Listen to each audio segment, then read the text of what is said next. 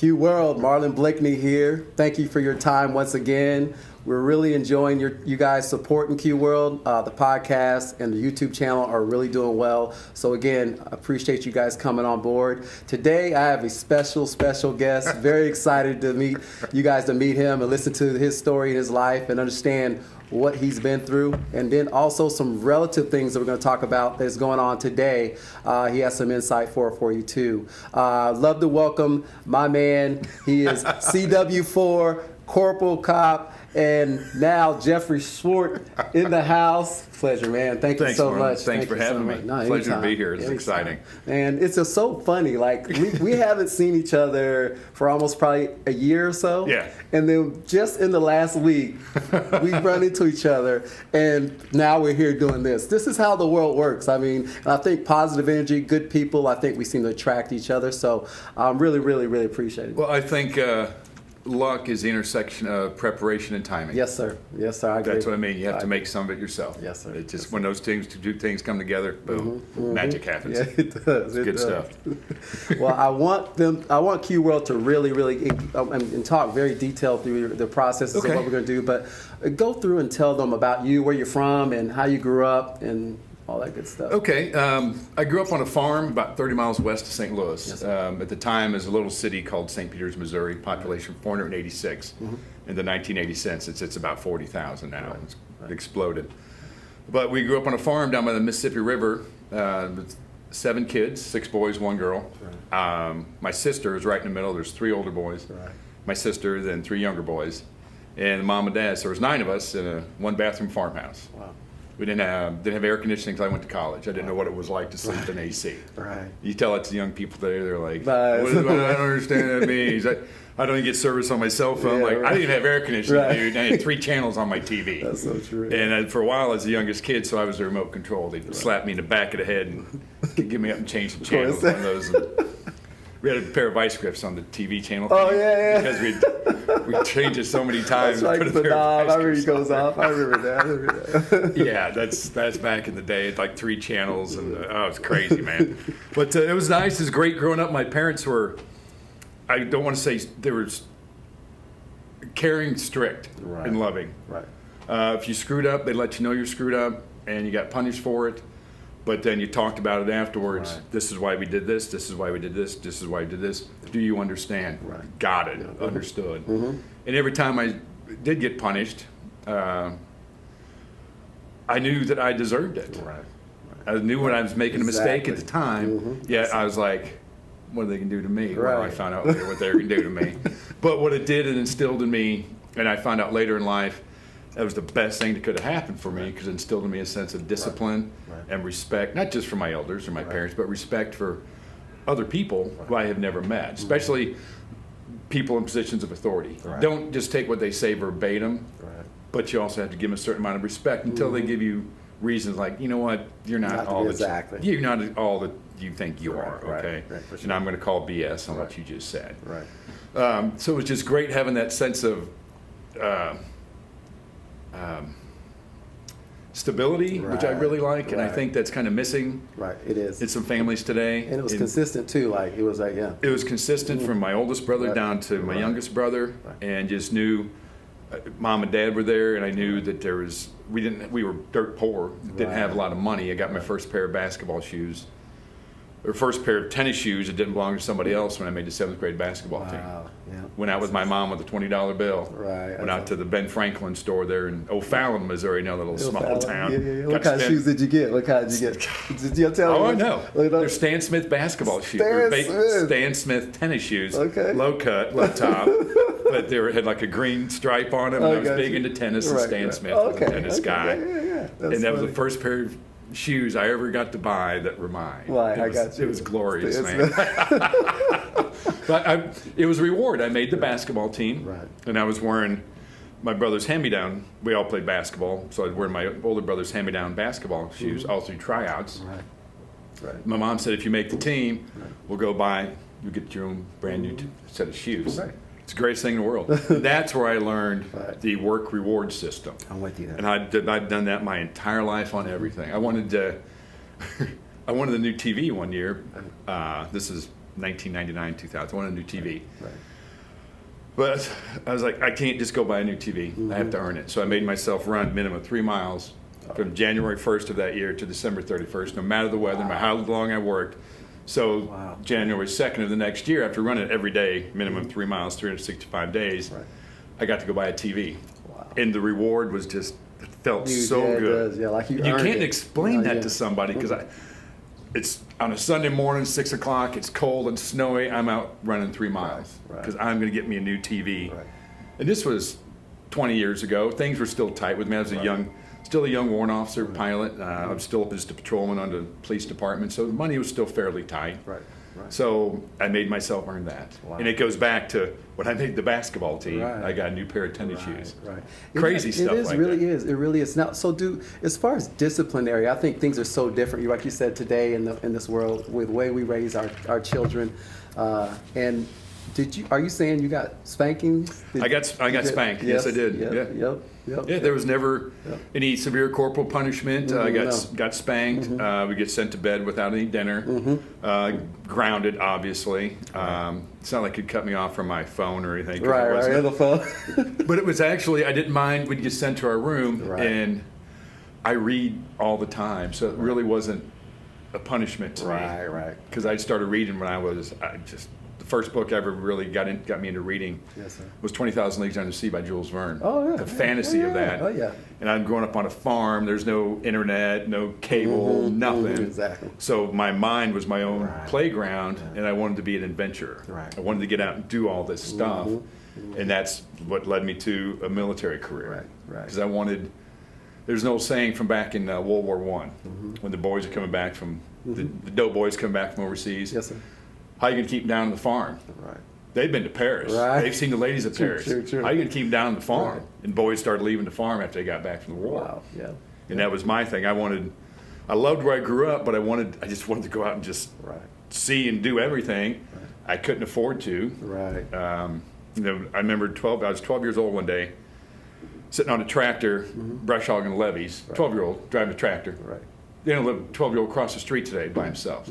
I used to drive a grain truck filled with 10 tons of grain at 12, 13 years old. Up to the elevator, drop it off and drive back. No driver's license, nobody cared. The farm town. And you only let kids, like I said, cross the street today. They won't. Zero responsibility. And that goes back to my parents. Freedom, responsibility, or freedom comes from proving you can be responsible. That's true. And if you can prove you're responsible. I was doing stuff at 13 years old. I was a fur trapper at 13. Me and my buddy would trap muskrats and mink. That's crazy. Because we're down by the river. Skin them and sell them? Well, we would just sell them, and we'd sell the whole carcass for $5 a piece, and they would go skin them and tan them. But we'd check all our traps in the morning at 4 or 5 o'clock in the morning. 2 kids, 12-year-olds, no cell phones, crossing frozen lakes and streams with loaded rifles because coyotes were out. Of course. Checking our traps. We could have fell through the ice, could have anything. No cell phones, nearest adults, mile and a half away. And now you got a kid on a leash in the mall. No doubt. Can't be 5 foot away. I know. It's helicopter parents. And my parents were like, because at that time, I'd shown I could be responsible with a firearm. I agree. That's true. And they trusted me to go out and, plus I'm earning a living. They don't have to give me an allowance. I'm earning a living. I'm making money. I'm learning financial responsibility. At 12 years old. I agree. I had a business. And I was similar. I used to go in the winter. I used to love it. So I used to mow lawns. Of course. And I used to go knock door to door, just go knocking on doors. We lived on post, so I just go, and it was just like, the area. But they got to keep them trimmed there, too. They did. You get Sergeant Major come by your house and leave you. Exactly, they do. You're right. I know. So I would just knock on the door, and I would charge $5, like you said. And they weren't big lawns, but I'd just make like $20, $30 a day, and I was happy. Isn't that great? On the weekend, And then it's your money. Yeah, and on the weekend, in the winter, I would just go knock on the doors and shovel when it snowed. I do 6, 7 homes for $3, $4, and I was happy. And you come back with that cash, that green in your hand, like it's awesome. So you're exactly right. You earned it. Yeah, exactly. That's, I think, part of the problem we have again today. Is a lot of stuff people are given and they don't earn it. I earned that TV I bought. Through a lot of hard work. I earned those tennis shoes I bought. So did you go? So from high school, did you go directly to college? Yeah. Did you? Okay. I graduated in high school from Fort Zimmerman High School in 1982. Started college that fall. I got you. Played football at Missouri Western State College up in St. Joseph, Missouri. Yeah, pretty close to Leavenworth. Exactly. It was great because at the time the drinking age in Kansas was 18. It was 3-2 beer. Yeah, I got you. But St. Joe's right on the river, so every Saturday, Wednesday night, we'd go to Atchison, Kansas to Kibby's. That's funny. Atchison's right by Leavenworth, right? It's Benedictine, yeah. That's funny. So we'd go over there and drink 3-2 beer all night long, and go back to Missouri. It was a good time, man. I played football there my first 2 years. Didn't like it. My grades were horrible. Right. Because you played football in school. My grades were just horrible. Right. So after that, I just started working 3 jobs. It took me another 5-7 years to get through school. Right. But my grades shot through the roof when I got done playing football. Of course. Yeah, it was. I think people don't understand it's a full-time job. It's crazy. The demand you have. And I was at a Division 2A school, Right. Missouri Western. I can't imagine a place like KU or Syracuse or Mississippi State, wherever. Yes, sir. It's just a job, and you're gone every weekend. It's just, man. But I was so much happier after that. Right. I just really enjoyed it. My last 5 years, I was in no hurry. Just had fun. I was a mechanic and a tow truck driver. Okay. I had my show for my CDL when I was 18. And I was a mechanic from just learning on the farm. Yes, sir.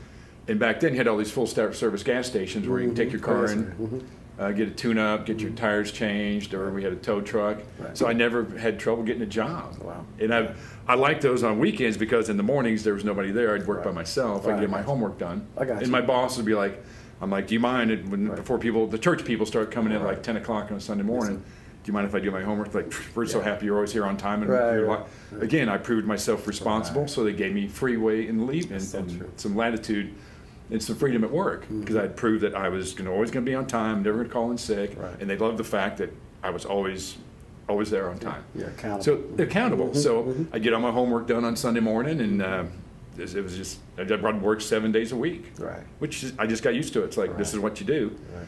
I'll never forget my my first spring break would be I started in summer of 80 or fall of 82, spring of 83, my first spring break.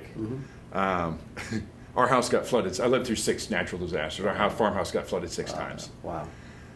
And I'll get into that when I start talking about flying. I got you. So I tied my first sandbag when I was 6 years old, 1969. Laid my first sandbag in 1973, and then hundreds upon hundreds upon hundreds upon hundreds of sandbags after that. I'm 10 years old laying sandbags. Wow. Trying to keep the How water much out. weigh? I know they gotta be pretty fairly. This just depends. You can get the great big Corps of Engineer ones this big, which it takes like 4 or 5 people. That's what I thought. They're those littler sandbags like this, probably 40 pounds. It's still heavy though. Oh, it's heavy. You do that. 10 years old? 10 years old. That's Had to work. You worked, man, on a farm. No matter what it was, you worked. What was I talking about? The sandbags, the flood disasters. Oh, flood disaster. Yeah. So that spring, all my buddies at school are talking about they're going to Padre Island or Panama City Beach or whatever. Spring break day. Spring break. Yes, sir. And they're like, hey, Schwerdt, where are you going? I'm going to go lay sandbags for a week. Wow. They're like, no, really, where are you going? No, I'm going to go lay sandbags at home for a week. So I went home and laid sandbags for 7 days. Well, we got all our stuff out of our basement, our deep freeze, our washers, dryers, and we had a bunch of kids. So whenever we were done there, in our community, when you were done getting your stuff ready during a flood, you went and help the people who didn't have as many kids around. True. So we'd go help them get all their stuff out of their basement, help them lay sandbags, and get the guidepost set up on the road. What you do is you set up fence stakes where the road is. Yes, sir. And you put pieces of white cloth around them. Okay. So even when there's water up 2 or 3 foot deep, you can still drive your tractor or a boat through there because you know where the road's at with the stakes. Right, I got you. Like in Kansas where they have the fence lines. They do. Yeah. For the snowstorms. Yeah. So kind of just getting all that stuff ready so when the water comes you're ready. Yeah. You're set, ready to go. It's that preparation. Man, that's it. Another thing in my life, I prepare for everything. And that goes back to growing up on our farm. Yeah. We prepared. Here comes the water. Okay, we got to get sandbags. We got to do this. We got to have water for us to drink. We got to have food. We got to get these stakes up so we know where the road's at. So you prepare for everything. And it's like flying. You just prepare for everything. And I was going to go back to that when I told you I was brush hogging that one day on a tractor before I got sidetracked about a whole bunch of other stuff. You're fine. We on our farm. We're right on what's called the Mississippi Flyway. Right. That's where all the ducks migrate from Canada down south. So we had a duck hunting club on our farm owned by a bunch of rich people. Right. and there were 7 or 8 duck blinds on our lakes. Right. So all these rich people come in the wintertime, they go duck hunting. We're like the caretakers also. Right. Yeah. So I'm brush hogging on his tractor one day, like 12 years old, and this helicopter comes and lands in one of the fields next to this clubhouse. Right. And all these people get out. They go to the clubhouse, and this one guy stays in. He gets out, he ties down the rotor blade, it's the pilot. Right. I'm 12, 13 years old, driving a tractor. Mm-hmm. And I was like, I knew right then and there, I wanted to be that guy. I want to fly a helicopter. Wow. And it just, dude, it hit me like a ton of bricks, man. That was at 13. 12, 13 years old. Because I saw awesome. that guy, he was self-reliant. He was by himself. Right. He took care of their aircraft. Everybody went and did their thing. He took care of their craft, got out, did some paperwork. Right. Then he was done. He went and chilled out. I was like, I want to do that. Right. And it sounds silly. It was just a passion. Right. Just burning inside. Burning, like man. that. I've been flying 30 years now. Wow. I'm still excited. Wow. Every time I go fly. Wow. So let's go back and talk about how you got from college. You're doing your odds and jobs, different jobs. Yeah. And then really you're excelling, being prepared and understand. Then how did you move into sophomore year of college? Right. I majored in secondary ed, minor in criminal justice. Gotcha. That's when I decided I was going to get serious. Right. So I went and started talking to a recruiter. This is like summer of 1986. That's when I got serious about it. I was home for the summer, the last summer I ever lived up around there. I was working at a gas station, and Monday through Friday I worked at a beer distributorship, cleaning up beer lines, going to bars, cleaning up beer lines. Yeah. Every Saturday and Sunday from 6 to 2, I worked as a mechanic and drove a tow truck, and I worked 3 nights a week at the same place. Right. I worked every day that summer. Wow. I don't mean I took a Friday off. I worked every single day that summer. Wow. 7 days a week. I That's had no money. Yeah, Mom and Dad had no money. That's true. So that's all you had. Yeah. And I got down to college with 0 debt. Zero. Wow. None. No student loans, nothing. That's amazing. Yeah. That's amazing. And I'm not paying anybody student loans. Right, I got you. I'm just, they can complain all they want. I ain't doing it, man. Right. That's when I got serious. I was like, okay, I'm going to look into this. So I went down to a recruiter in St. Charles, Missouri, and just started talking. And that got the whole ball rolling. He asked me, because there's 2 types of pilots in the Army. There's warrant officers, which is what I am. Right. Which people have never heard of. Right. And then there's the other ones, lieutenants, captains, majors, that everybody's heard of in every movie. You know, the pilot's always a captain or a major, or lieutenant. You know, Lieutenant Pete Mitchell from Maverick, all this stuff. And there's chief warrant officers, that's what I am. Everybody's like, I have no idea what you are. So he asked me, he goes, because what happens is I get promoted in rank, I keep flying in the cockpit. I'm a CW4 now, equivalent to like a lieutenant colonel. Right.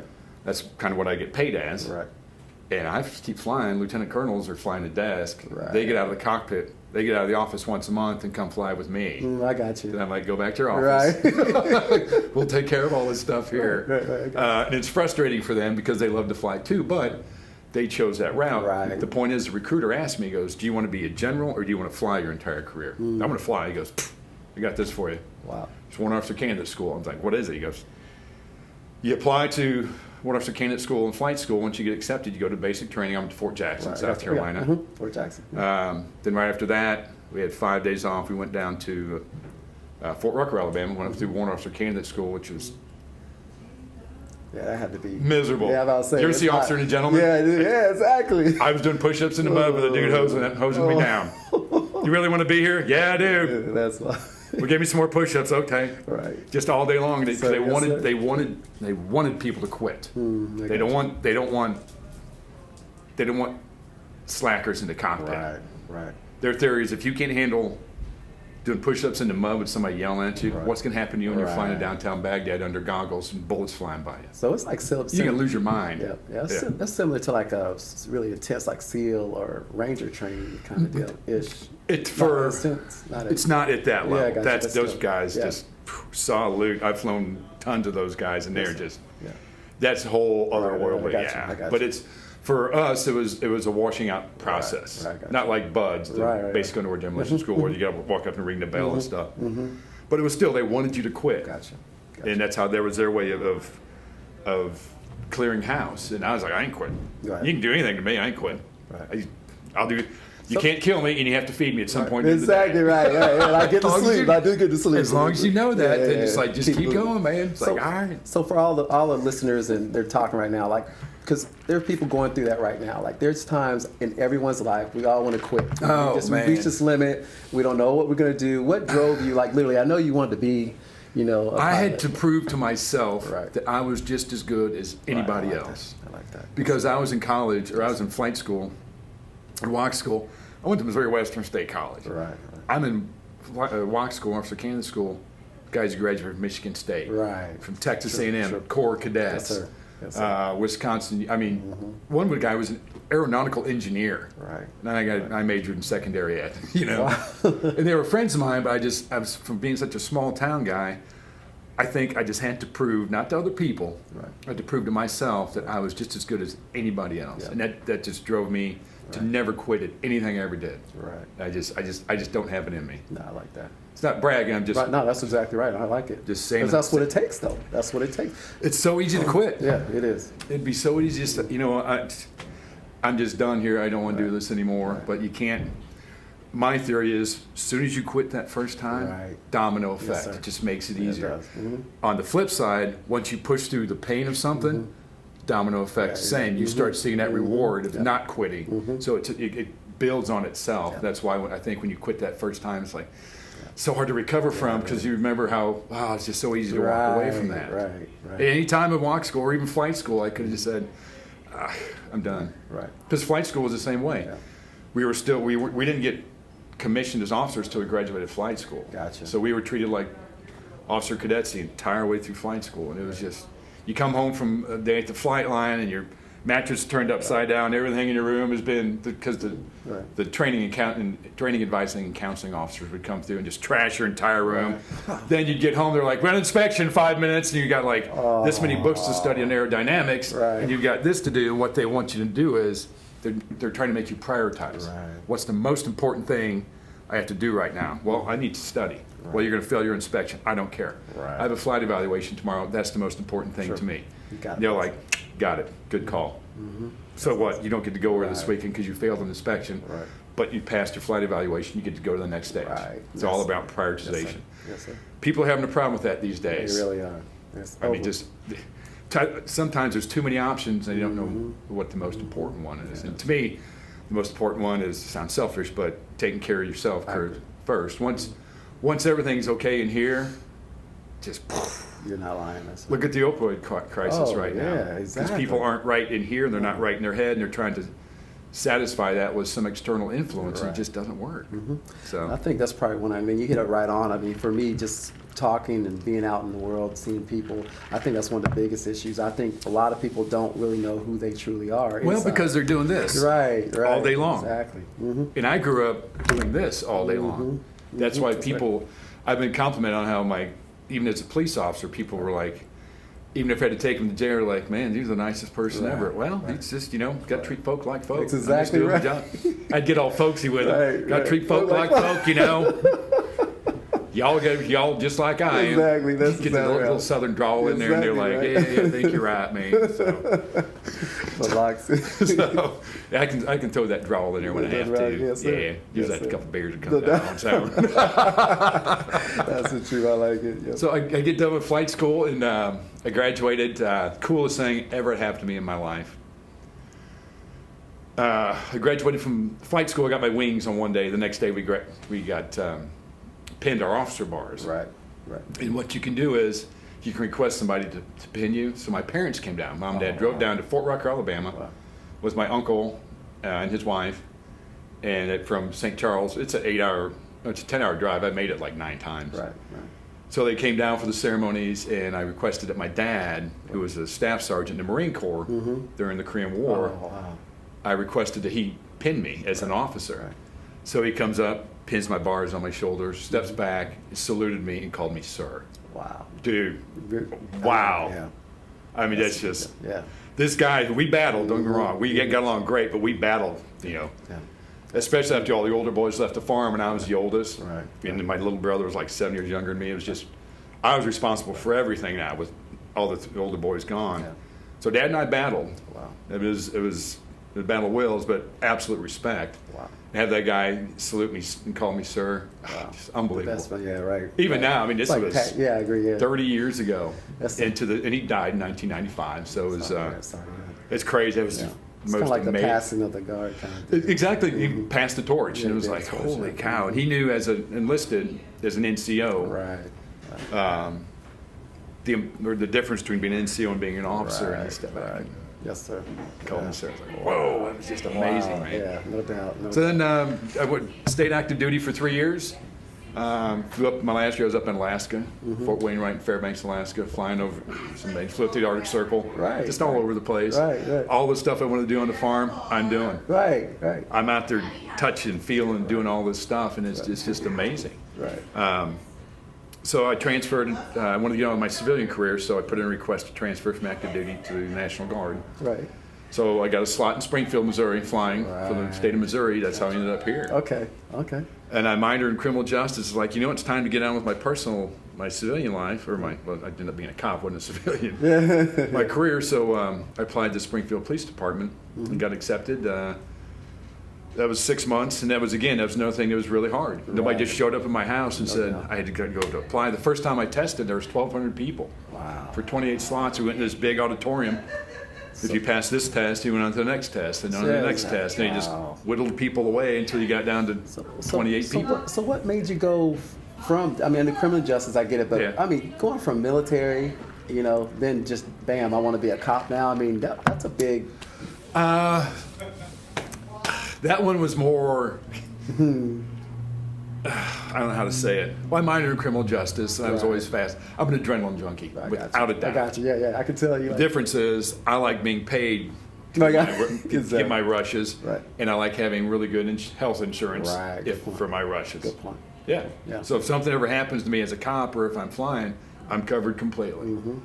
And also, this sounds really bad, job security. Yeah. Yes, sir. Once you're a cop, and once you get off probation, you just do your job. You never get fired. Never get. I'm not saying fired. You're not going to get laid off if you're doing your job, doing what you're supposed to be doing. And plus, I enjoyed it, and I liked talking to people. I cannot sit at a desk. No, I'm the same way. A desk looks like a coffin to me. It does me too. I've never had an office, never had a desk, or never won either one. My office has either been the front seat of a police car or the cockpit of a helicopter, and I wanted to stay that way until. Until I go to Fiddler's Green. No doubt. But here's even what's funny. You're like me. I think what people also need to understand is that it's okay to be uncomfortable. It's okay to go in situations or go do jobs or different things and just figure it out. Just work your butt off and figure it out. If I could give one piece of advice to people, make yourself, and I do this to myself all the time, make yourself get out of your comfort zone. Make yourself uncomfortable. Make yourself not want to do that. Make yourself not happy for a little bit till you get used to it. And people get so in their little cocoons that they don't get outside of that. Me, I make myself do that. The same way. I'm going to go do the hardest thing I can possibly do. What am I going to do? Be a cop. I got to spend 6 months in the academy. You're going to yell at me again. Big deal. Again, can't kill me. No doubt. Get to sleep, and I get to eat some point today. No doubt, yell at me all you want. This guy's like yelling, like, are you done? We are so silly. Oh, your prior service? I'm like, yeah. He goes, never mind. But it's so funny. And it's a unique. I don't know what it is, but it's not. Everyone doesn't have that. It's very few and far between. But even like me, day to day, like I do things all the time. Like I told you, I'm vegan. All my friends laugh at me. I've only been vegan 4 months. Like literally, I just decided one day I'm gonna go vegan, and I've been vegan ever since. I never looked at me, never done anything with me, and it's just the way it is. If I decide I'm gonna do it and make that decision, I'm going all out. I'm not gonna just half-ass it. So. And if they give you flack about it, that's right, their own problem. Yeah, My theory is, I don't ever give people flack about what they want to eat or what they drink. True. Like I drink Bud Light. Right. People are like, look, all these beers you have. I'm like, I'm sorry. You can give me shit about all. Pardon my language. Give me shit about all you want, but I like beer. No, that's right. And you can drink all the IPAs you want to. I call them hipster beers. Yeah, I drink PBR because it's cheap. The hipsters drink it because they think it's cool now. I'm like, no, I was drinking that on the farm because it was dirt cheap. Right. I remember. You're up there twisting their mustache and their little derby hats. I remember Natty Light, all that stuff. I drink Natty Light still. Yeah, you do. Yeah, that's float trip beer, man. Exactly. If you drink half a can, the other half gets warm. You don't care because you paid 29 cents for that can of beer. These guys laughing because nobody cares. Nope, that's right. Yeah, so I did that as a cop. I loved it. Right. I worked second shift the majority of the time. That's 5 p.m. to 3 a.m. Mm-hmm. I was a patrolman for 4 years, and remember, I still have the same flight hour requirements I did on active duty. Right. So on my days off from the police department, wow, I'm flying missions for the state of Missouri for the Army, working always 3, usually 4 weekends a month. I did it for 21 years. Cost me a couple relationships. Wow, not bad. Because girls are like, right. You never get to see you. Never get to see me on the weekends. Right. And I'd be off during the week. They're like, well, I got to work tomorrow morning. I'm like, well, I don't know what to tell you. Right. It was hard. Yeah, no doubt. And it's just and you have to make that choice. And I was just like, God, I don't know. Right. But a couple times they made the choice for me. Right, of course. Yeah, you're like kick me to the curb, So, but I did that for 21 years. Retired October of 2014, 5 years ago. At 21 years on, I had turned 20 or 50. That's the combination. So I retired. 30 days later, started getting my first. It was the weirdest thing, getting a check in the mail for doing nothing. Even though I invested in a maximum amount in our pension fund, 14% of every paycheck for 21 years. Wow. That's a chunk of money on top of federal, state, local. Yeah. But maximum investment, maximum return. Like the 30th is true. Today's the 30th. Right. Boom. You got it. Yeah, direct deposit. And I lived fairly frugal lifestyle during that time because that's a lot of money. Right. But I invested all that money into it, and now I'm getting it back. So it was just weird after being so poor, growing up on a farm, getting money for doing nothing. Yeah, I agree. Yes. But I did do something for it. You earned it. You earned every it was just so weird. It was almost uncomfortable. I'm like, this is really my money. Right, no doubt. I didn't work for this, but then I realized how many times people tried to kill me, how many dangerous situations I was in, people spit on me, had people try to pee on me. Right. And I've been in so many fights, got sent to the hospital 6-7 times. Right. It's just brutal, man. This one fight, I tried to poke a guy's eyeball out. Oh. I had one rule. Yeah, I got you. I was going home at the end of the night. Or the next morning at 3:30. Right. And this guy, we were just me and him, and he got me on my back. My radio flew out over here. He had his hand on my gun. Dude weighed about 250. Wow. I'm on my back by myself. I'm out of my car. Hadn't called out yet on the radio. Right. And this dude's got his hand on my gun. He's up on PCP. Okay, I got you. So he's literally trying to eat my face. I got you. So I got my hand on his forehead right here. My other hand's on top of his hand, which is on top of my gun. I'm on my back. I'm like, wow. I'm going home tonight. Right. So I start getting my thumb into his eye socket. I'm going to poke his eyeball out because I've hit him in the head with my fist 6-7 times. Nothing. Yeah, I got you. So I'm working my thumb down into his eyeball to pop it out, and just then this fire truck comes by, followed by an ambulance, and they're like, "Holy crap!" Yeah. So four big strong firemen, 2 medics, and by that time the cop car was coming by. They're on their way to another call, but they see me, and they come over there. It took 8 of us to get this guy in handcuffs. Wow. 8, and I was like the smallest guy. Wow. I'm 6'2", 175. I'm the smallest guy. He bit this other cop who showed up. Bit him through his uniform pants, drew blood on his leg. Wow. I mean, this dude was just... Yeah, he's a monster. Did not feel a thing. Once I got off, then I hit him in the head again. Once the other people were there, and just nothing. And people don't realize that happens all the time. Right. Man. I couldn't imagine, yeah. I'm in good shape. I still run every day, and I'm in good shape. But that guy was just out of it. And that was just one instance. I mean, we fought people before where it's just, I'm standing next to one cop, and as a supervisor, as a corporal, and this guy comes running down, this big dude. Right. This guy tases him. Guy's got his shirt off, of course, because that's natural. Right. You've seen cops there, they're saying cops, their shirt. Tasers him. The guy keeps running at us, reaches up, grabs the prongs out of him. We're giving him a full blast. Right. He's riding the lightning. Rips him out and just keep coming at us. Where it's like, holy shit. Yeah, no doubt. You're different. It's hands on, man. At that point, just like boom, boom, and a couple other cops show up, and when somebody just does something like that, it's just crazy. It gives you I beanbagged this lady one time right in the thigh.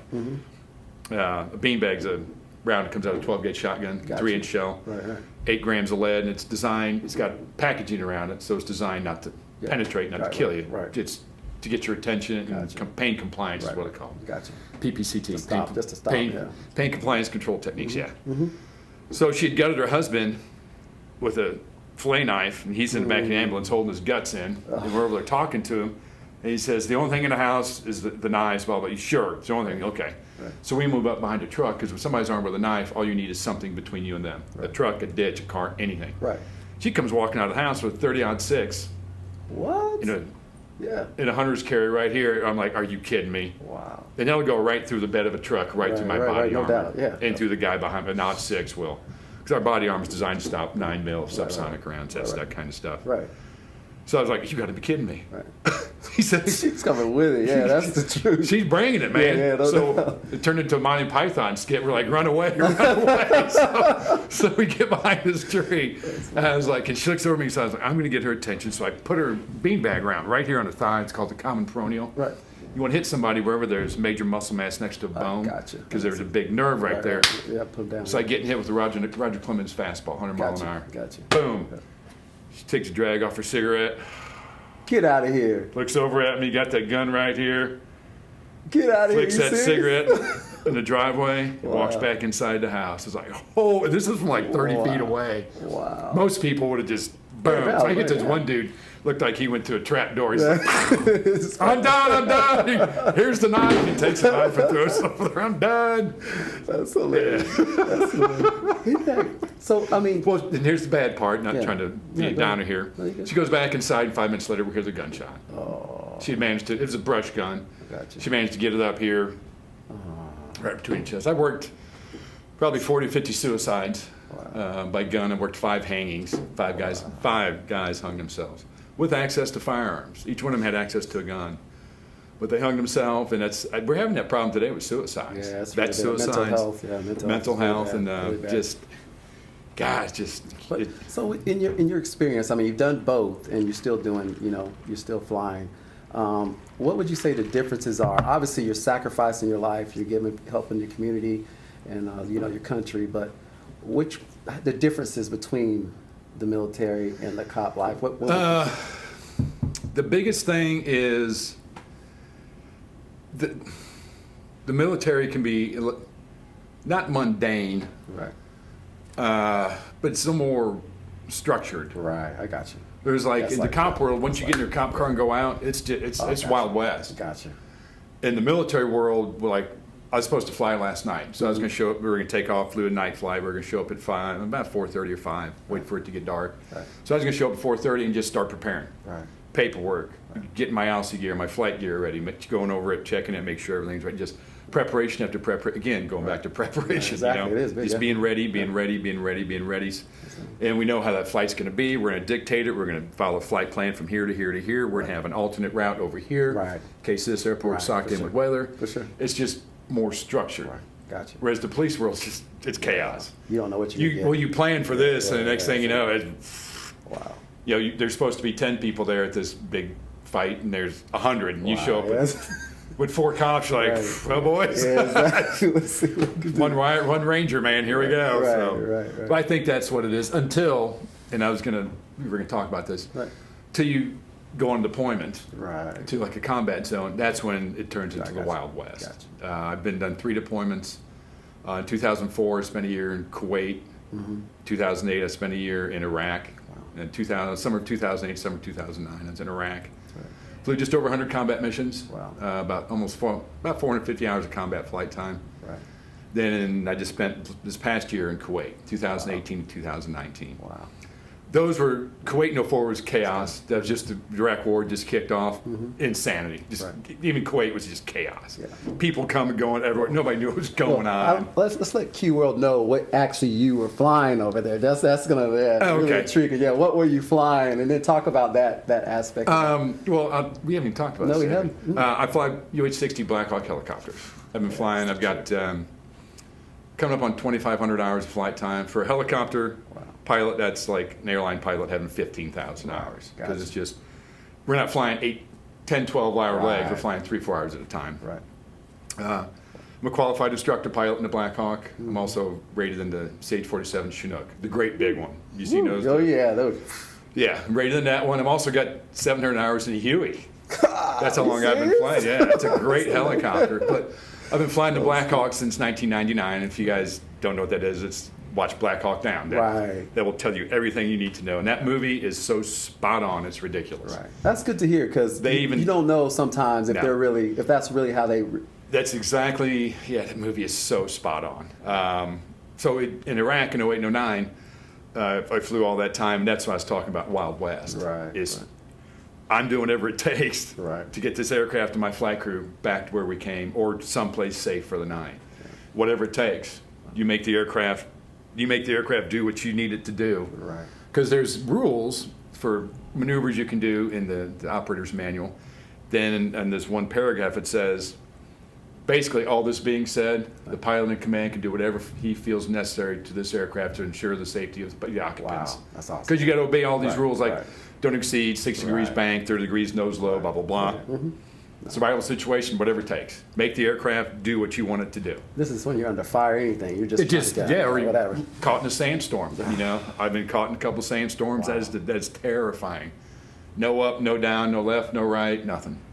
And you're always with the wingman, so one will break left, one will break right, trying to get separation because you can't see each other. So you get separation, and that's terrifying. Wow, it's just, they call them haboobs. And you can see them coming across the Saudi Arabian desert. Just a wall of sand. You ever seen the movie The Mummy? Oh yeah, definitely. With that big wall of sand chasing the airplane? Yeah. It's exactly what they look like, and it is terrifying. I mean, there's like the world's coming to an end.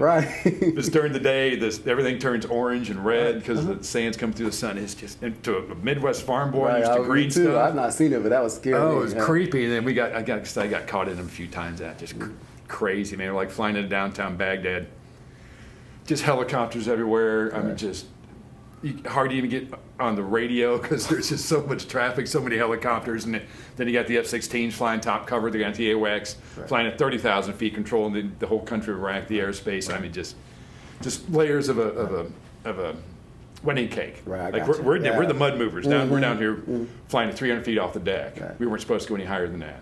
That's a football field length. That's how high we were.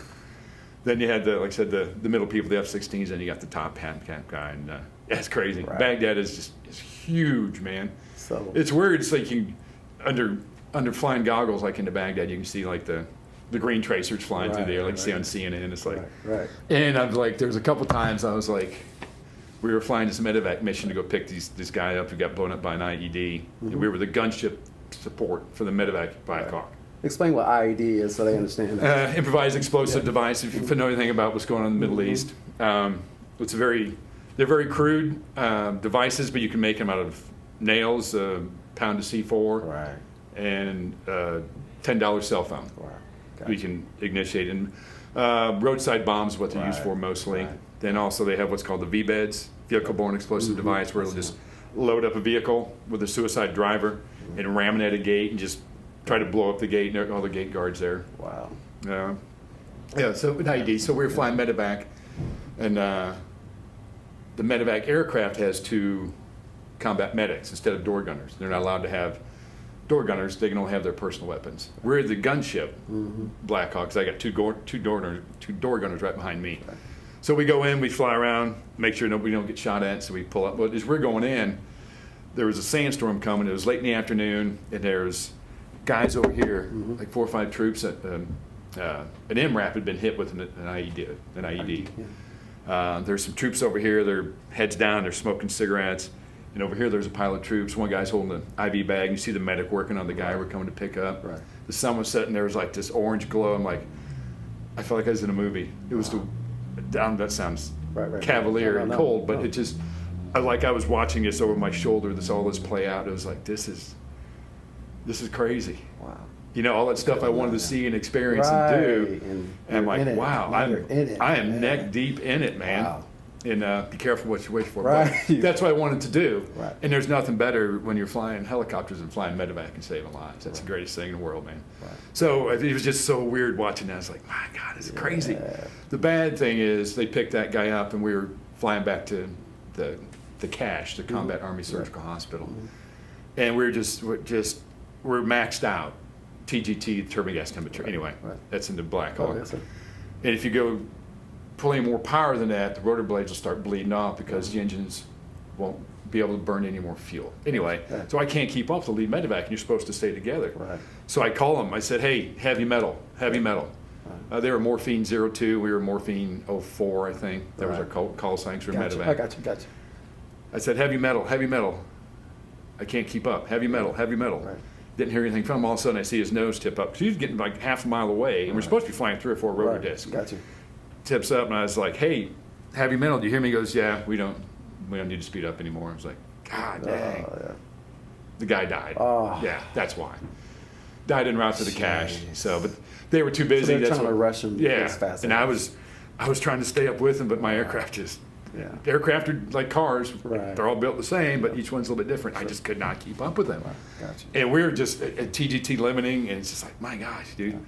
But then. You said heavy metal. That means slow down. Slow down. Yeah. Gotcha. Okay. Get your foot off. Awesome. Get your heavy foot off the gas. I got you. That's exactly what it is. So I was like morphine 01, morphine 04. Right. Heavy metal, man. I can't keep up. Dan Fox was the guy's name. Good buddy of mine. I'm like, Dan, we can't get this much separation, especially when the sand's coming up. Because if the sandstorm's coming up, you want to stay close together as you can until it gets really bad. Then you separate. I got you. That makes any sense? That does. That makes sense. That was a bad day, but all you can do is try. Right. So obviously, man, it's a wealth of experience there. I mean, flying Blackhawks. I mean, 30 years now. Yeah, that is ridiculous. Crazy. I mean, that's a freaking machine. That thing can go at it. It will deliver the heat. It is amazing. Right. It's such a beast. Yeah, I mean, it is. I'm going to retire in 4 more years. I'm already bummed out because I won't get to fly it anymore. Right. I mean, I know it's 4 years down the road, but that's how much I love doing it. What's funny is I am so comfortable in the cockpit of a Blackhawk. Right. It feels like I'm sitting in my living room. Right. Everything, whether I'm in the right seat or the left seat, because you have to be qualified as a pilot and commander and IP in the left seat and right seat, because when you're in this seat, everything is completely opposite when you're sitting over here. Good point. It's like when you're over here, you're doing everything with your left hand. Right. When you're sitting in the left seat, you're doing everything with the right hand. It's completely opposite. Gotcha. For new pilots, it's just... So you got to be like ambidextrous. Well, for new pilots, it's like, you get comfortable over here. Right. Then, hey, you're flying left seat today. I'm making them get out of their comfort zone. They're like, oh, no. So they move over this seat, and all of a sudden, it's, exactly. That's the opposite. Where was that over here? Because the engines switch up too, because it's engine number 1, engine number 2. Okay. You're on the left seat. That's engine number 1, engine number 2. On the left seat over here, then number 1 engine's closest to you. Wow, I got you. And they're like, oh, you got me. Man, Chief, I was just getting comfortable about it now. So I make their comfort zone. Then after the flight, they're like, yeah, I felt comfortable. You can see when they start to relax, when they get a little more comfortable in there. Right. And you can just see when it's kind of. It's just funny. It's like, it is. It's so funny, man. It's such a blast, man. Thing.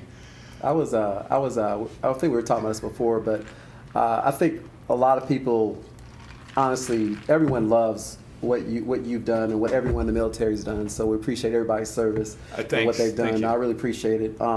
But I want QWorld to understand, like, for all the civilians out there that know we have a great military and they fight and do whatever they have to for us to live and be where we are. But talk about like, I know my dad mentioned this, and I was probably like 14 or 15. We're sitting downstairs one night, and like you, he didn't really talk about a lot of stuff that happens in the military.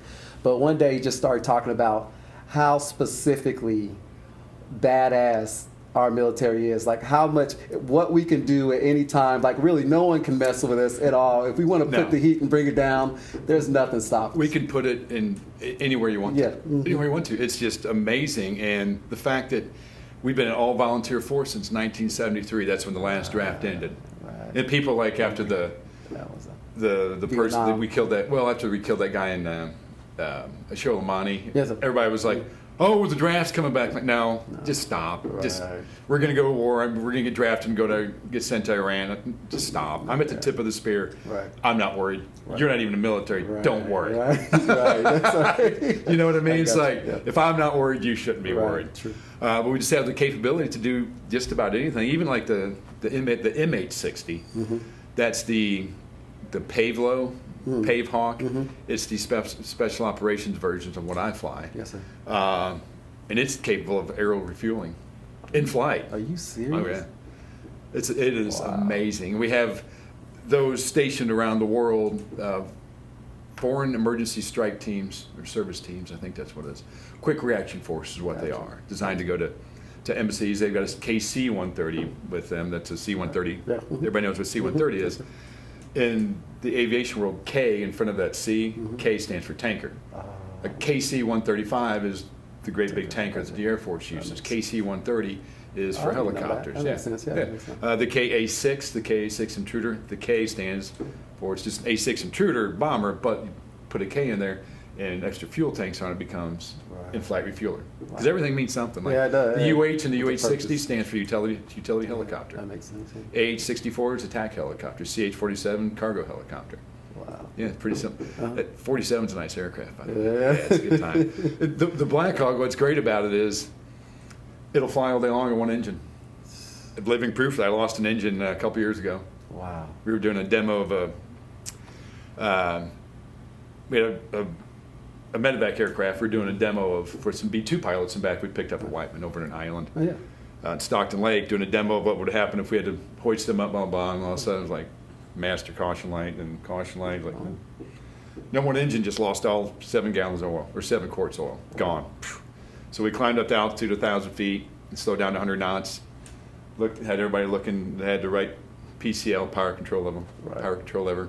Identified it and pulled it off, and then flew another 15 miles on one engine up to Whiteman. No big deal. They're like, "You declare an emergency?" I'm like, "No, we're cool." Wow. You lost an engine. No, man, we're cool, man. You're good. You just roll it in. We cool, man. Just slow it down. You're good. that's just rolled on in and taxied over and shut it down. Like, all right, no big deal. Just you just in an emergency situation, the tendency is for people to leading up to something here we're going to talk about the Kobe Bryant situation. Yeah. Emergency situation, people tend to overreact initially, and that leads to further complications. Right. Like I saw the engine was like on this situation. Yeah. The engine's still producing power. Right. It's supposed to be above 90% NG. We're getting technical here in the Blackhawk. Right. Above 90% NG, you're supposed to be minimum 22 to 100 PSI engine oil pressure. And we were at 100%, so it needed to be above 22. We were down to 2 or 3%. I mean, it was not just a bad indication. It was like, oil's gone. Yeah, but it was still working. It's like, okay, we're flying, everything's cool, it's still working. We're over an island. We can't land on this island because there are a number of rocks and trees. We'll die. I don't want to ditch in the water in the middle of summer because we got all our survival gear on with no flotation devices. The shore is about 3/4 of a mile away. It's like, okay, I've got both engines still working. I told my co-pilot, who's my boss outside the cockpit, who's a lieutenant colonel, remember I told you about? Came out of his office to go fly with me. I'm the aircraft commander. he's my co-pilot. He's a lieutenant colonel. So the choice you made earlier, exactly. Makes sense, there you go. That's I'm in charge. Yes, sir. Said climb to 1,000 feet, and then you slow down to 100 knots. He goes, Roger that. So we'll get to 1,000 feet, 100 knots, everything. It's called flight stability. Everything's stable. So I have him look where my hand's at, verify if it's on the number 1 engine power control lever. Crew chief, I said, hey, Sergeant Kelly, verify I'm on my hands on the number 1 PCL, because what happens is people get excited, they'll shut off the good engine because they're not. This way, we had 6 eyes, 3 sets of eyes looking. I had the proper engine, so we shut it down, shut the fuel off. No big deal. Call Whiteman approach. Hey, Whiteman approach. Yeah, we lost an engine. Like, you want the main runway, which is 10,000 feet long. Like, I just need a taxiway. Because with one engine, you do a rolling landing. You don't just come to hover and stop. Gotcha. Because once you get down to about 14 or 16 knots, the airflow over the rotor system starts to drop off, and you can fall through. So we landed at about 40 knots. That's chill. Greased it on down. Gotcha. Colonel, you comfortable with rolling landing? Yeah. Sure. No problem, Chief. Wow. It was so cool when they said, you declare an emergency. I'm like, nah, we cool. So I know they wanted to have all their bells and whistles and tanks. They don't get to get out much. I know, but once you do that, then you got to do an after-action report, blah, blah, blah. I was like, paperwork comes we didn't need it. We were perfect. We practice them all the time. Literally, we go out and roll an engine off and do a roll-on landing. That's why you practice all that stuff. And certain parameters, heading plus or minus 5 degrees, adding landing at or above ETL, runway alignment. Now you can use aerodynamic braking, check to make sure the parking brake is released, just certain things you go through every single time. I can recite that time after time after time. It's no big deal, man. So I think QWorld would like to know a little more specifics on what's the difference between, like, talk a little more detail about the Blackhawk, like how fast it can go, how heavy it is maybe, and then the difference between that and like a commercial, like, helicopter. The Blackhawk, technically, it maxes out according to the V&E is 192 knots. I've never seen that. Right, I got you. We cruised at about 140 knots. I see. Knots to miles per hour, what is 1.1, so 140 knots is about 152 miles an hour. Okay. It's a nautical term. It deals with the curvature of the Earth over long distances. Okay. That's why they add that little 0.1 on there. Ocean waterways are measured in knots. Mm-hmm. This is a little bit of trivia. Yeah. Inland waterways, miles per hour. Like if you're driving your boat up the Mississippi River, you're going 20 miles an hour. Yeah. That's crazy. That's why. Yeah. Then if you're on the ocean, it's knots. Right. Go figure. Crazy stuff. Yeah, don't make it simple. It's simple trivia. Max gross weight is 22,500 pounds, just over 10 tons. Wow. It's a big helicopter, about 60 feet long. How many people fit in that? Well, here we usually have 2 pilots and a crew chief. Gotcha. He's responsible for the flight engineer in E6, E5, E6. Right. They're responsible for everything that goes on back there. We can pack up to 14 people in there. In the desert, we knocked that down a little bit because we had 1,000 pounds of ceramic Kevlar plating over the entire deck, the cockpit and the deck. It'll stop up to a 7.62 round because our biggest fear is getting shot from up underneath. So gotcha. So that's 1,000 pounds. So that's 4 troops right there. Because you figure a fully armed combat troop averages 250 pounds. Yeah. So there's 4 troops right there. You got to kind of. But I'd rather have that than even our plates, even both pilot seats are armored. Ceramic Kevlar all the way up to here underneath your butt and your back. Right. Yeah, just that's crazy. Gotta take care of the guy driving the thing, man. You really do. No doubt. Seriously. So you go down, it goes down. Yeah, we've got combat missile systems. We can chaff and flares. I don't know if those are. The flares. Yeah, we have chaff for radar guided missiles. If somebody shoots one at us, we have detectors that automatically launch shoot the flares. Right? Yeah. Then we have a detector for heat-seeking missiles. They'll punch off magnesium flares, burn about 2,500 degrees, and punch the flare off over here. It's going to go to the hottest thing, the heat seeker is, and our engines burn about 800 degrees. Gotcha. So we'll bank to the opposite direction where the flare goes. That's nice. That's successful. And everything's redundant. There's 3 hydraulic systems. Everything's redundant. I mean, it was designed for battle. Right. The rotor blades were designed to keep the engine itself was designed. Both engines designed to run dry for 30 minutes. The GG center rotor system runs about 22,000 RPMs. The center rotor system. And then the main transmission holds 7 gallons of transmission fluid, not quarts, gallons. It weighs a ton. The transmission does. It's designed to run dry for 30 minutes. So if you get that shot out and you're over bad guy territory, you got 30 minutes to put distance between you and the bad guys before. Technically, it could be some pretty good distance too. That's it'll give you 30, 40 miles away from. I wouldn't be worried about the aircraft at that point. I'd be for. If I burn those engines up, I don't care. I'm getting out away. I'm getting out of Indian country. Yeah. I got you. That makes sense. And so that's the main difference, just the aircraft survivability. All of us are instrument rated. Right. All Army helicopter pilots are instrument rated, meaning we can go out and fly on days like today. Right. Fly from here to, say, St. Louis, never see the ground, take off, punch in the clouds at about, like today, the ceiling's like 700 foot. Right. You won't see the ground until you come out on Alice Approach into Lake Lambert or Spirit of St. Louis Airport an hour later, and there's the airport. Right where the map says it. Right. Okay. Like the old saying, well, the runway's got to be right up ahead. How come? Because that's all the gas we got. Right. That's got to be there, yeah. And so as long as you're planning for that, leading up to the Kobe thing, as long as you're planning for that, you know what's coming. Like I was talking about preparation earlier. Okay, we're going to take off. We're probably getting into clouds about 700 feet, no big deal. Right. Maintain steady climb to get to 3,000 feet, call approach, then they're going to hand us off to Kansas City Center. Right. Blah, blah, blah, blah, blah, do flight following. They're going to give us a transponder squawk 2670, contact departure 12495. Right. Before we get to that, which is good. So what's the difference between, what would you say, Blackhawk and just a commercial style helicopter as far as just... I don't, the comfort. Comfort, I got you. Yeah, it's not. We are not designed for comfort. Right, there's no air conditioning. Right, I got you. In the Blackhawk. I came home from Iraq weighing 163 pounds. Right. That's 12 pounds less than I weigh right now, and I'm 6'2". Wow.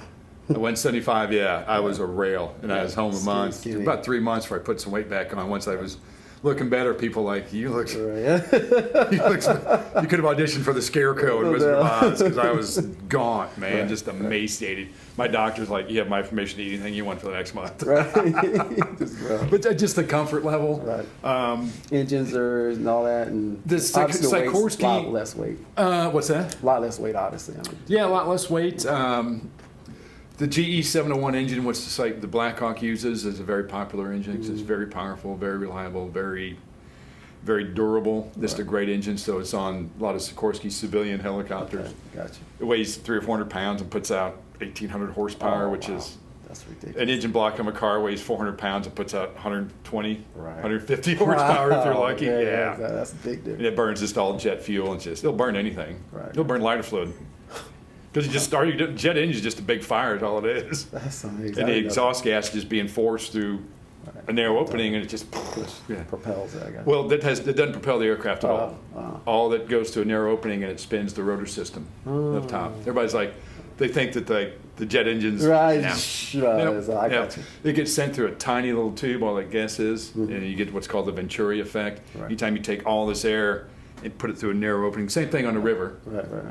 Like you take the big Mississippi River and you narrow that thing. Sure. It normally flows 3 or 4 knots. It's going to be flowing at 9 or 10 knots, just trying to get all that water through there. Right. Venturi effect. Gotcha. Gotcha. Same thing with the rotor system. Gotcha. That's cool. That's awesome. That's awesome. Well, now I want to talk to QWorld about this, and I want to preface this conversation with, first of all, we want to say all of our prayers go to the family of Kobe Bryant and their family, and everyone else that passed away during that accident this week. So, but we want to talk a little bit about his experience with flying and how things could be. We do not, we'll preface again, we do not know exactly what happened or how it happened, but this is just his overlook with this experience to explain what could have happened or how things can happen or go wrong.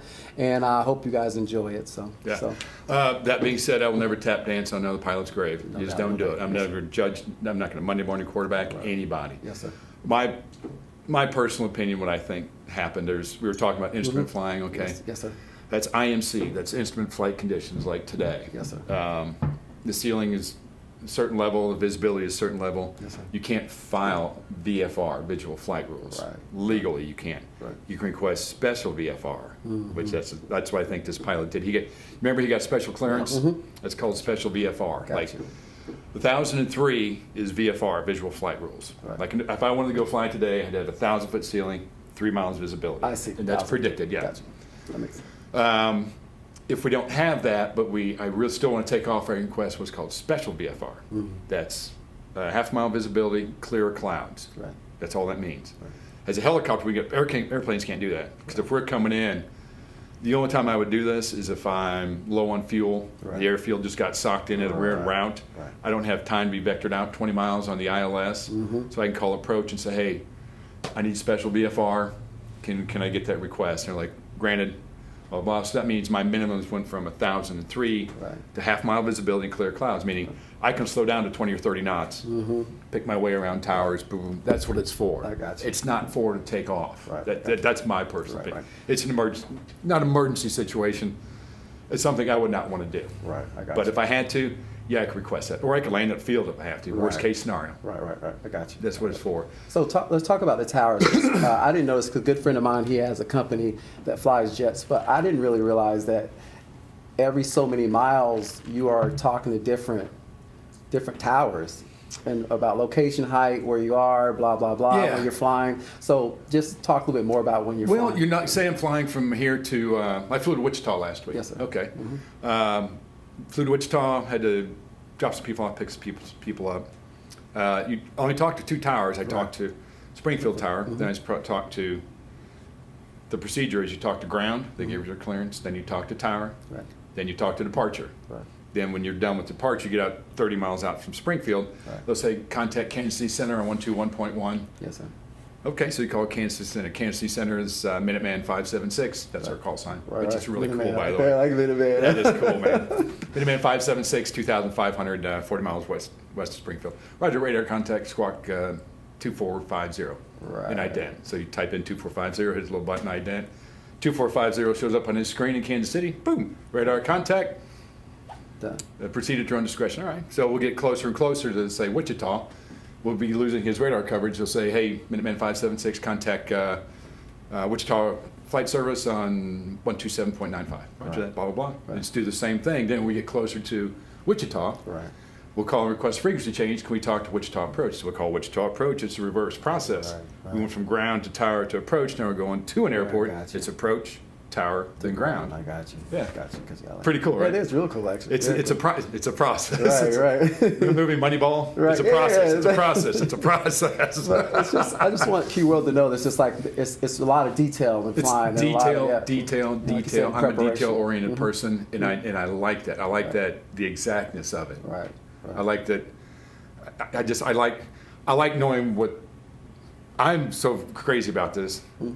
I want to know the person he's going to hand me off to. Right. So it's not a shock. Right. Got I know. I want to know he's going to hand me off Wichita Approach. I'll look up. I got their number already, but I'm going to request it. He's going to tell me that frequency. I'm going to confirm it that I already looked it up on my charts. Right. Gotcha. That's a guy I like. I hate being unprepared. I hate getting dissounded. This is kind of the power control freak. I'm a personal control freak. I hate controlling other people. No, I agree. Me too. I hate getting caught off guard. I just don't like it. Yeah, it doesn't feel good. No, it doesn't. And then there's a difference between getting caught off guard and making yourself get out of your comfort zone. Huge difference. Because panic sets in when you don't know what to do. Right. Fear is the fear of the unknown. What's on the other side of the door? Right. You don't know. Right. Could be a little kitten, could be some big monster.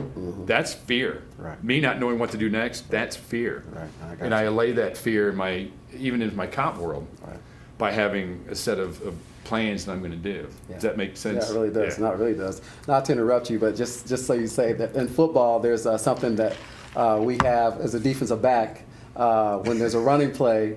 The receiver would come out, and we called it a crackback, and the corner is supposed to let the safety know that the receiver's coming in. He's supposed to say crack, crack, crack. So you know like someone's coming. But most of the time you're so isolated on running back and coming up to try to fill a hole. And that's what you say about being prepared and how it doesn't feel good. Your whole head is ringing and you get slapped in the side of your head and just fall instantly like on your back. And then you look at your corner like, man. So anyway, just a I've experienced that. This dude laid me. Hurts. I'm going to lay this dude out. All of a sudden, I got my angle in the crackback. He can't come out. The guy was behind here, and I'm going this way, and he just clean your clock. He was a little tailback. Yeah, exactly. I didn't know it was coming. When you don't see it coming, it's like I got up and I was like, I knew. My coach was like, it's a crack. Like, no, is that legal? Exactly. maybe not. Oh man, that's good. Well, anyway, sidebar. But I hate being caught off guard. I do too. Exactly. So, so back to just even flying. Now, I know you talked a little bit about learning how to fly in those extreme when you can't see. Talk a little bit about that's terrifying when it's unexpected. We'll get back to IMC. Everything's prepared. You know what's going to come. Yes, sir. Then there's this thing called IIMC, which is inadvertent instrument meteorological conditions. Let's break that down. Inadvertent means, oops, accidentally, we're not prepared for this. Right. And that's when people panic. Right. Because you're like, oh shit, I don't really know who to talk to right now. I don't know. I don't know if we're under radar coverage. I don't have a VOR tuned in. I don't have a station to fly to, electronic navigation aids. And you're like, hey, I can't see outside. I can't see what's in front of me. I can't see the sky, the ground. That's when panic sets in. That's why it's called inadvertent. Gotcha. And that's when people tend to freak out a little bit. Right, I got you. And it's only natural because it's just like, you're like, hey, what's going on here? All of a sudden, boom. Yeah. And you don't have the correct stuff tuned up. Right. Like if you had the VOR tuned up, okay, all I got to do is punch this and fly to that needle right there, turn left to this needle, follow that to that station. I know exactly where I'm at. Or you can look at your GPS, compare that where you're at on the VFR sectional. Right. I'm exactly right here, okay, because you don't know where you're at. Right. And the number one thing is, especially in aircraft, is climb. Put distance between the ground and your ass. Right. Get up away above everything. And if it's a fog bank or something, it's going to end at 300 or 400 feet. Right. Once you get up. Gotcha. Then I'm talking, there's MSL and AGL. I'll explain that real quickly. MSL means mean sea level. Gotcha. That's above sea level. So if you're flying at 35,000 feet over, say, the Rockies, right, you're not at 35,000 feet above the ground. No. You're at 14,000 feet above the ground. Right. I got you. Yeah. That makes sense. Yeah. So the fog bank, fog bank on 300 or 400 feet, AGL, above ground level. And then you can see, and then you can get yourself oriented and relax a little bit. And just, oh man, I did not like that. If you do that once, you'll probably not do it again. Right. I got you. Because I've scared myself quite a few times. Right. That's what happens because it comes upon you and you're not ready for it. And you can get what's called spatial disorientation. Mm-hmm. I'll explain what that is. I told you earlier, it's a pilot's inability, the textbook definition. I remember this from flight school 30 years ago. Textbook definition. Right. Aviator's inability to sense his position, attitude, and motion in relation to the earth. Gotcha. You don't know what's up. It's like being underwater at night, and you don't know what's going on. Right. Everything's just pitch black. You don't know which way's up, which way's down, and it can be terrifying because you have no visible horizon anymore. Right. Your senses start to fail you. Right. And you freak out and you don't listen to the instruments. Don't lie. They don't have feelings or emotions. Right. They don't care. Right. Your ears going to tell you one thing, your eyes going to tell you one thing, and your heart's going to tell you one thing, your ass going to tell you another thing. Right. These are not going to lie to you. Right. But people tend to just, I got to do this and this and this. Next thing you know, some friends of mine in Iraq went in inadvertent INC under goggles and Chinook pilots. Crashed into the ground at 140 knots, 30 degrees left bank. Wow. Just burned the entire aircraft. Inadvertent. Experienced pilots. Right. They just, under goggles in a sandstorm, got caught in, they're kind of pressured into going. And I wish they would have just said, no, we're not doing it. But they got some pressure from some higher ups to get up to Baghdad. Just when they got to Baghdad, the unit that was there could then leave and go home. So it was a transition type thing. Right. But I flew out to the crash site the next day, and me and my wingman, 2 Blackhawks, there was nothing left. I mean, it was a Chinook. Right. Maxes out about 50,000 pounds, 100 feet long from rotor tip to rotor tip, burned, cindered to the ground. There was 5 people in there, and there was. Oh man. Well, we ended up flew back to our base and picked up 3 caskets with 3 the pilots and the crew chief, and my wingman picked up the other 2 bodies. 2 flight engineers. We flew them up to Baghdad. The back of our Blackhawks, that was just not. Yeah. That was not, because I knew them. They were at Fort Sill with us, primo, before we got there. Wow. Flew them up to Baghdad so they can get put on a C-17, flown to Dover, Delaware. That's where people, you ever see when they're bringing a casket back, it's always Dover, Delaware, and people are like, why is that? Yeah. That's where the Army's graves or the military's graves and registration place is. Where all the main autopsies are done. That's why they always go to Dover, Delaware. Oh, I didn't know that. Yeah. Okay. No, now everybody knows that. That's why, because it's always the same. Dover, Delaware, well, that's why. Dover Air Force Base is what it is. Gotcha. They do all the main graves and registration stuff. Okay. Yeah, just a little tidbit of information. So what I think may have happened in the incident we were talking about with the Kobe Bryant incident, I think that's what happened. I think he took off, got special VFR clearance. This is just my opinion. I'm not dancing on anybody's grave here. Just 30 years of experience as an instructor pilot in a Blackhawk. I've been caught in sandstorms, and I think that's what happened. And he was single pilot too. Right. Means he couldn't have handed controls off to a co-pilot. Because I've got I've got vertigo. Take the controls. Right. You're acknowledging, I don't know, I can't tell what's going on. Right. You give the controls to somebody else to get your head right. Right. And I think that's because we saw that on the video. Right, Started to climb, and then I think maybe he sensed that he was in a climb because his head was telling him he's in a climb. The instruments tell him he's not, so he kept dumping power. I'm still climbing, so he's dumping power. That's why they're dropping at 5,000 feet per minute. I got you. Because I know it's crazy. Your head is telling you that you're in a climb. Your instruments are telling you, no, we're diving. Right. Pull up, but your body is not responding to what you see. Fear is taking over, and you just keep dumping what's called the collective. Right. Reducing power, and then you see the result. Wow. I mean, that's my my police crime scene takedown of what I saw and what I've heard. Right. And to me, that makes, they're in fog bank. Right. So that's kind of what I think. Yeah, So does that make any sense? No, it really does, and I really appreciate you sharing that. Yeah. Again, I'm not Monday morning quarterbacking. I don't ever want to do that, but that's a technical breakdown of what I saw. Right. Because I've experienced vertigo before, and it's terrifying. Yeah. It's I was fortunate with, we had another pilot, like, you have the controls. Right. He's like, yeah, you good? He goes, I'm good. I'm like, you have the controls. Right, just take a get my head right, just like, wow, okay. Right. We're cool, yeah. But so that's kind of what I just think happens. So. No, I really appreciate that. Yeah, and all the experience you have. I mean, and that's why I was really excited that you're able to make it here and do the talk. Blast. With all your background experience, and it's been a real pleasure letting everyone know who you are. I'm sure after everyone watches this QWorld, they're probably going to want to ask more questions. So I may even have to call you and say, hey, can we do another one because we got some more questions with it. But truthfully, it's just truly amazing. I appreciate what you've done all your life for service and time. Yeah. The questions you asked me, I wish people would ask more like why I am where I am. Right. I'm a farm boy from St. Piers, Missouri. Right.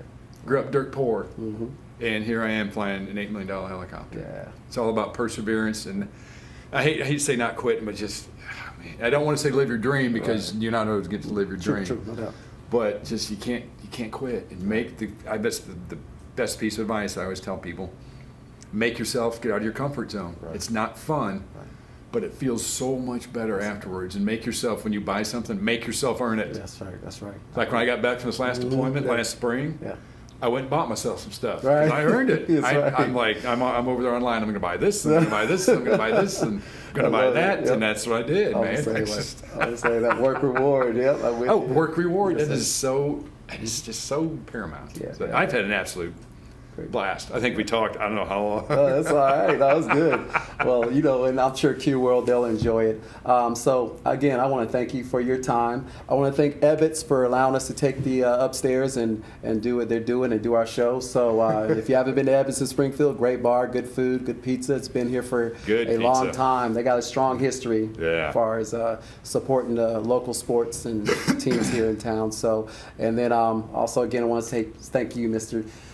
Can I say goodbye to QWorld? Yeah, you can say goodbye to QWorld. We go, let's pound it. We go 1, 2, 3. QWorld, baby. QWorld. Absolute blast. Follow me if you haven't yet. I'm on Instagram, IG. It's MBQWorld. We do have a podcast and all that. So the link is right there on the IG if you guys want to listen to this or see the YouTube channel.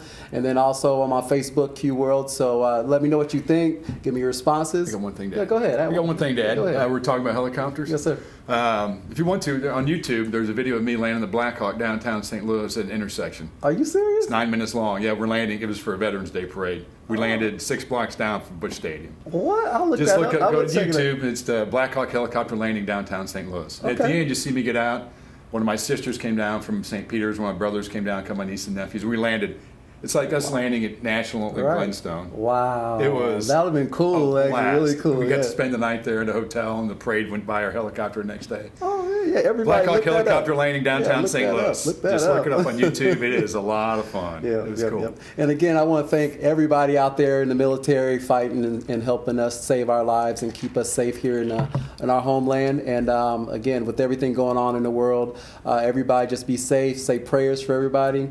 And we look forward to talking to you guys next episode. Hope everybody has a great day. Thanks. I think we are out. See y'all.